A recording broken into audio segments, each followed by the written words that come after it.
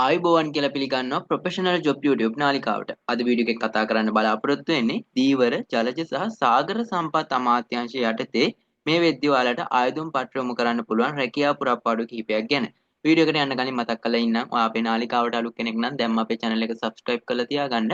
ඒ වගේම පුරප්පාඩු ලද සැනින් දැනුවත් කරන්න අපි මේ වෙද්දී WhatsApp channel එකක් හදලා තියෙනවා. ඒක link එක description එකේ දාලා තියන්නම්. ඒකත් follow කරලා තියාගන්න. ඒ වගේම වීඩියෝ එක තව කෙනෙක්ට බලන්න ෂෙයා කරන්න මොනවා හරි ගැටලුවක් තිබ්බොත් අනිවාර්යයෙන්ම කමෙන්ට් කරන්න. එහෙනම් අපි වීඩියෝ එක ඉස්සරහට යමු. පළවෙනි තනතුර තමයි විගණන නිලධාරී. මේ සඳහා ඔයගොල්ලෝ ආයුධම් පත්‍ර යොමු කරන්න බලාපොරොත්තු වෙනවා නම් ශ්‍රී ලංකා විශ්වවිද්‍යාල ප්‍රතිපාදන කමිෂන් සභාව විසින් පිළිගත් ගිණුම්කරණය, මූල්‍ය, ව්‍යාපාර කළමනාකරණය, ව්‍යාපාර පරිපාලනය, වාණිජ්‍ය පිළිබඳව හෝ තනතුරට අදාළ විශේෂ ශ්‍රේෂ්ඨක උපාධියක් ලබාගෙන තියෙන්න ඕනේ.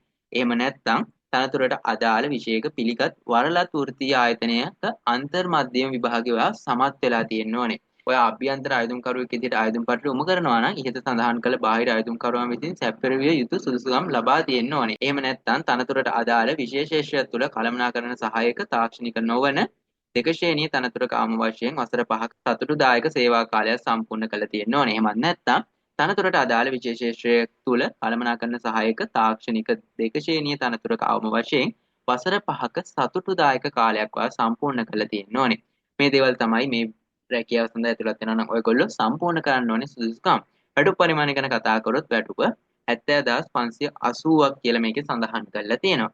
දෙවැනි පුරප්පාඩුව තමයි විමර්ශන නිලධාරී. මේ සඳහා ඔයා ඇතුළත් වෙනවා නම් විශ්වවිද්‍යාල ප්‍රතිපාදන කමිෂන් සභාව විසින් පිළිගත් මානව සම්පත් කළමනාකරණය, ව්‍යාපාර කළමනාකරණය, ව්‍යාපාර පරිපාලනය, රාජ්‍ය පරිපාලනය, රාජ්‍ය කළමනාකරණය, වාණිජ්‍ය පිළිබඳව හෝ තනතුරට අදාළ විශේෂ උපාධියක් ලබාගෙන තියෙන්න ඕනේ.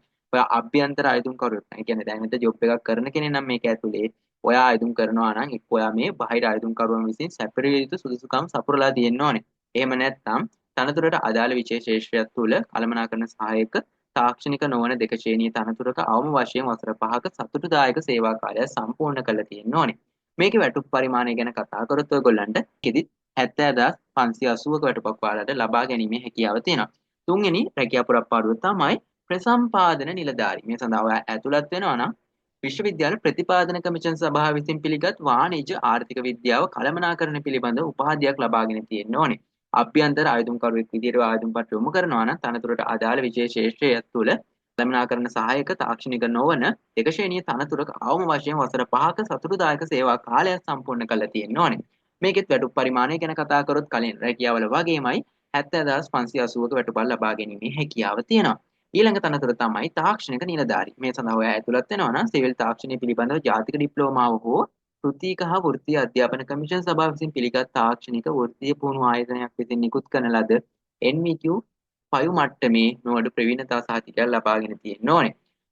මේකෙත් වැටුප් පරිමාණය ගැන කතා කරත් ඔයගොල්ලන්ට 50940ක වැටුපක් ලබා ගැනීමේ හැකියාව තියෙනවා. ඒ වගේම මේ රැකියාව සඳහා ඔයා ආයුධම් පත්‍ර යොමු කරනවා නම් පොදු කොන්දේසි යටතේ සඳහන් කරලා තියෙන අවුරුදු 22කට නොඅඩු අවුරුදු 45 නොවැඩි විය යුතුයි කියලා සඳහන් කරලා තියෙනවා. අභ්‍යන්තර අපේක්ෂයන් සඳහා උපරිම වයස් සීමාවට අදාළ නොවේ කියලා සඳහන් කරලා තියෙනවා. ඒ වගේ දේවල් ටිකක් තමයි සඳහන් කරලා තියෙන්නේ. ඊට අමතරව ඔයගොල්ලෝ මේ සඳහා ආයුධම් පත්‍ර යොමු කරන්න බලාපොරොත්තු වෙනවා නම් සම්පූර්ණ විස්තරය ඇතුළත් ආයුධම්පත් සහතික වල ඡායා පිටපත් සමග 2025 අප්‍රේල් 4 වන දින හෝ ඊට පෙර සභාපති ශ්‍රී ලංකා ජාතික ජලජීවි වර්ගා සංවර්ධන අධිකාරිය අංක 41න් 1 නව පාර්ලිමේන්තු පාර පැලවත්ත පත්තර මුල් යන ලිපිනයට ආයුධම් කරන තනතුර ලියුම් කවරේ වම්පස ඉහළ කෙළවරේ සඳහන් කර ලියාපදිංචි තැපෑලෙන් ඉවිය යුතුයි. ඒ කියන්නේ ඔයා විසින්ම සාදා ගන්නා ලද ආයුධම් පත්‍රයක් ඔයාගේ සහතිකවල ෆොටෝකොපිත් එක්ක මේ ලිපිනයට පෝස්ට් කරන්න ඕනේ.